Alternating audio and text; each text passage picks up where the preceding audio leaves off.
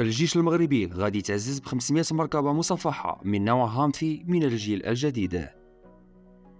مؤسسة التمويل الإفريقية كتعلن عن انضمامها في مشروع إكس لاينكس لنقل الطاقة الشمسية والرياح من المغرب إلى المملكة المتحدة. مطار الحسيمة الشريف الإدريسي غادي يتعزز ببرج جديد للمراقبة بكلفة كتناهز ب 2.5 مليار سنتيم.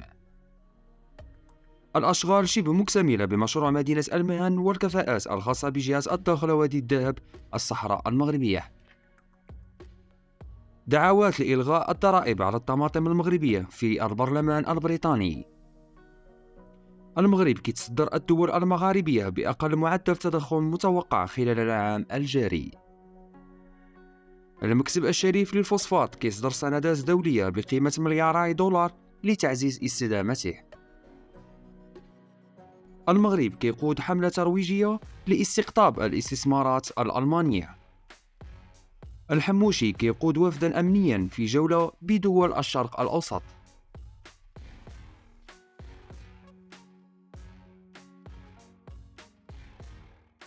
غادي نتعرفوا في هذا الفيديو آخر أخبار المملكة المغربية لهذا اليوم.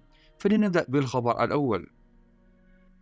في إطار تعزيز التعاون العسكري بين الولايات المتحدة والمغرب، وافق الكونغرس الأمريكي في بداية العام الحالي على تسليم 500 عربة مصفحة رباعية الدفع من طراز هامفي للقوات المسلحة الملكية المغربية بقيمة إجمالية كتبلغ 10 ملايين دولار. وكتعد هذه الدفعة الجديدة من عربات هامفي دفعة هامة غادي تساهم في تعزيز قدرات القوات المسلحة الملكية المغربية، خاصة وحدات المشاة المحمولة. وكتميز عربة هامفي بقدراتها العالية على المناورة في مختلف التضاريس وقدرتها على حمل الجنود والمعدات، بالإضافة إلى حمايتها من الرصاص والقذائف. وكيأتي تسليم هذه العربات في إطار التعاون العسكري المتنامي بين الولايات المتحدة والمغرب، حيث كتعد الولايات المتحدة أحد أهم شركاء المغرب في مجال التسليح والتدريب العسكري. ومن المرتقب أن تساهم هذه الدفعة الجديدة من العربات هامفي في تعزيز قدرة القوات المسلحة الملكية المغربية على مكافحة التهديدات الأمنية مثل الحركات الانفصالية والجريمة المنظمة، كما غادي تساهم في تعزيز الأمن والاستقرار في المنطقة. الخبر الثاني.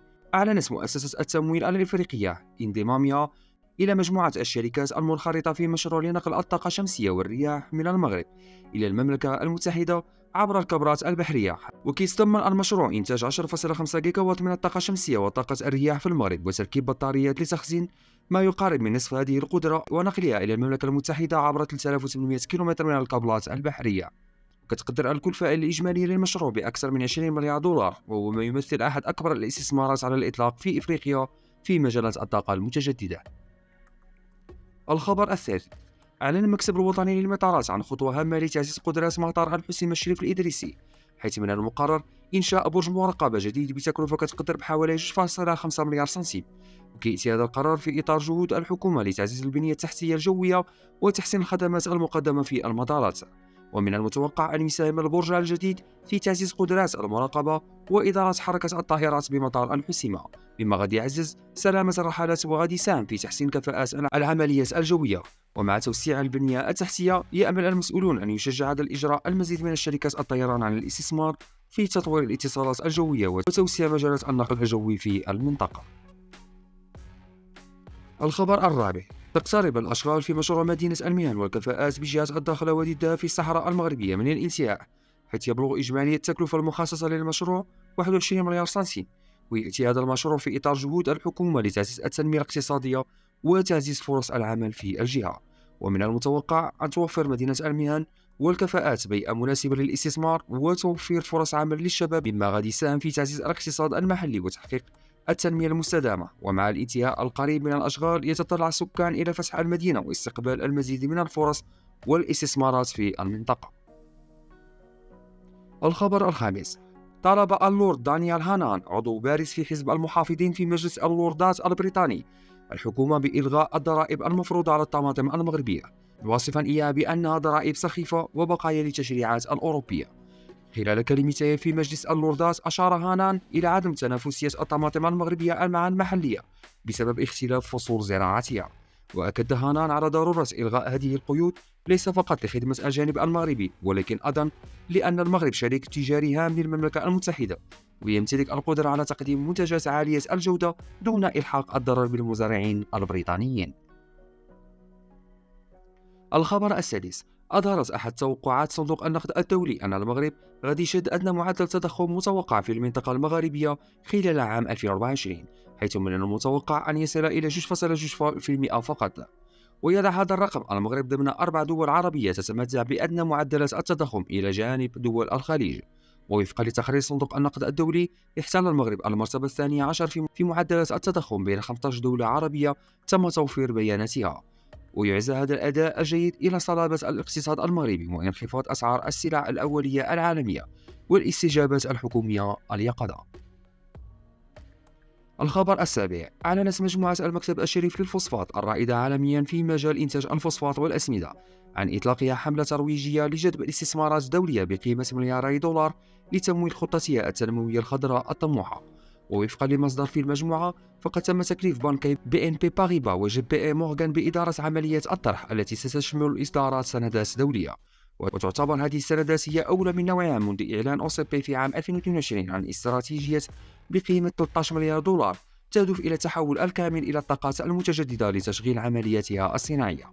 وتشمل خطط المجموعة الاستثمار في مشاريع الهيدروجين الأخضر لإنتاج الأمونيا، بالإضافة إلى مشاريع تحلية المياه. الخبر الثامن: أطلق الوزير المنتدب لرئيس الحكومة المكلف بالاستثمار والالتقائية وتقييم السياسات العمومية محسن جازولي الاثنين ببرلين فعاليات الحملة الترويجية في ألمانيا بروكوت جيرماني، مستهلا بذلك سلسلة من اللقاءات مع مسؤولين وفاعلين اقتصاديين ألمان. وأكد جازولي على أن هذه الحملة الترويجية الألمانية التي ستحط الرحال في برلين وفولسبورغ وهانوفر وميونخ ترمي إلى اللقاء بمسؤولين حكوميين ومسؤولين بشركات من أجل تقديم عرض المغرب كوجهة متميزة للاستثمار بقيادة صاحب الجلالة الملك محمد السادس نصره الله. الخبر التاسع: أجرى المدير العام لقطبي المديرية العامة للأمن الوطني والمديرية العامة لمراقبة التراب الوطني عبد اللطيف حموشي ابتداء من يومه 21 من شهر أبريل الجاري، وذلك في إطار جولة ببعض دول الشرق الأوسط، زيارة عمل إلى الدوحة بدولة قطر، وذلك على رأس وفد أمني، حيث يتم عقد لقاءات مع مدير جهاز أمن الدولة القطري عبد الله بن محمد الخليفي مرفوقا بمسؤولي أمنيين قطريين رفيعي المستوى.